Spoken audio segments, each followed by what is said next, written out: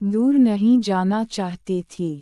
वो कोई ऐसा तरीका सोच रही थी कि कबीर दादा सिर्फ उसी का बनकर रह जाता, मगर ये बेल किसी तरह मुंजा चढ़ते दिखाई नहीं दे रही थी।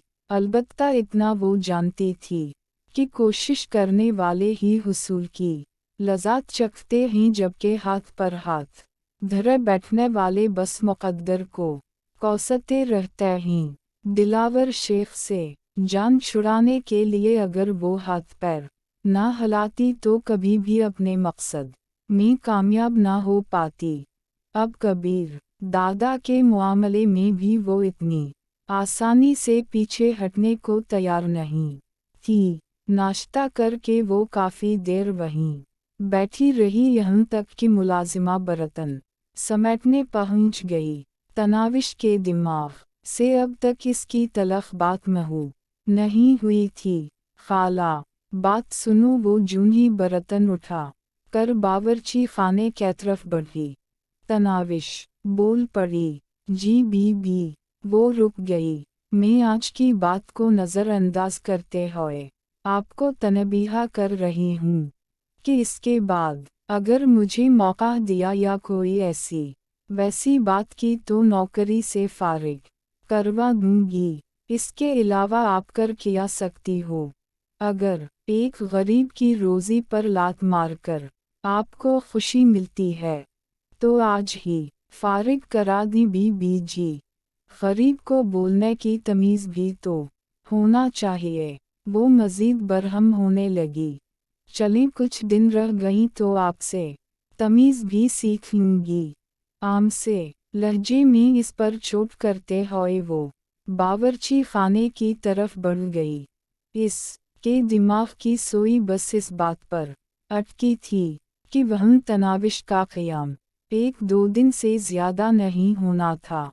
कभी कभी तो खुद तनाविश को भी यही लगने लगता कि वो बस 1-2 दिन की मेहमान है, मगर फिर इसके अंदर एक अनजाना हौसला बेदार होता जो इसे यकीन दिलाता कि कबीर दादा से किसी सूरत भी तलाक नहीं देगा। वो उठकर ड्राइंग रूम में आ गई। बड़ी स्क्रीन की एलईडी को ऑन कर के वो धीमी आवाज़ में खबरें सुनने लगी। वो काफ़ी देर तक वो वहीं बैठी रही, क्योंकि कबीर दादा ने 10 बजे से पहले जगाने से मना किया था, और इससे पहले इसे जगाने की हिम्मत तनाविश को भी नहीं हो रही थी।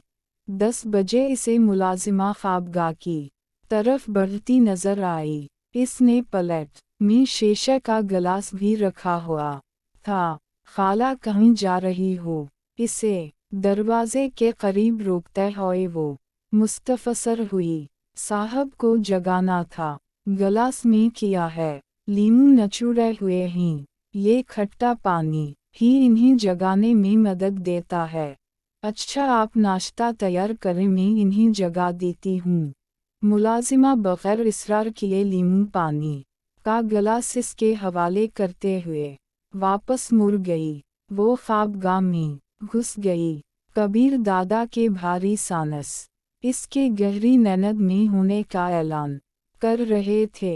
इसके साथ बैठते हुए वो चंद लम्हे इसके चेहरे को घूरती रही। मलगजी रोशनी में इसका पररोब चेहरा पुरसुकून दिखाई दे रहा था।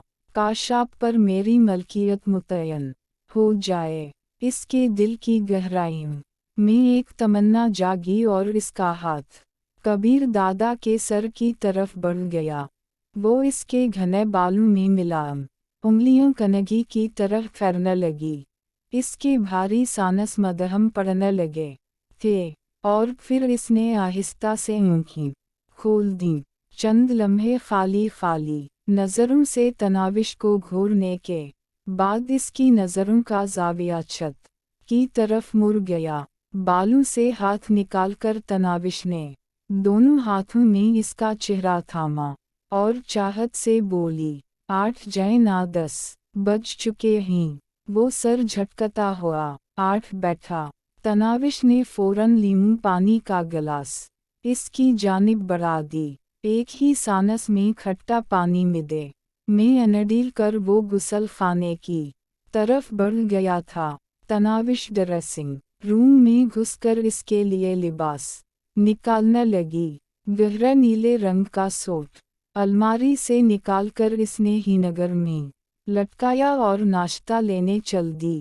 ملازمہ ناشتہ تیار کر رہی تھی، وہ خاموشی سے اسے ناشتہ تیار کرتے دیکھتے رہی۔ اس نے جو نہ تھی ناشتہ تیار کر کے ٹرالی میں ڈالا وہ بول پڑی۔